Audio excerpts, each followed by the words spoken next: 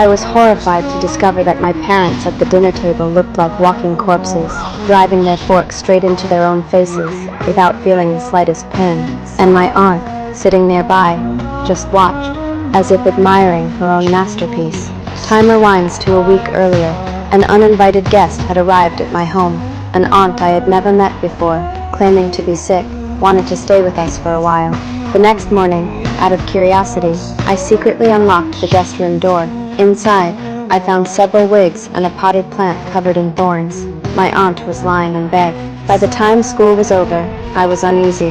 My father, who had never once been late, failed to pick me up for the first time. I had no choice but to run all the way home, but the atmosphere inside the house was terrifying and strange. My parents sat silently at the dinner table, while the aunt who had been sickly the day before was suddenly brimming with energy. Sensing something was wrong, I picked up a glass of water. Even a fool could tell this scene had everything to do with my aunt. She finally stopped pretending. I saw her pull out a branch covered in thorns, stab her own palm, then wrap strands of my parents' hair around it.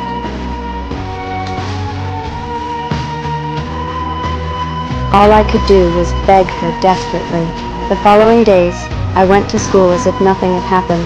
After coming home, I would open cans of food and feed my parents. But that night, a sudden scream came from upstairs.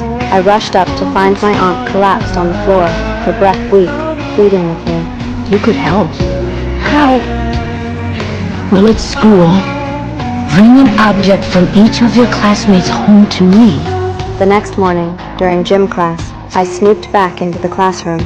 I tore off the name tags of my classmates, stuffed them into my backpack, and after school, brought them home.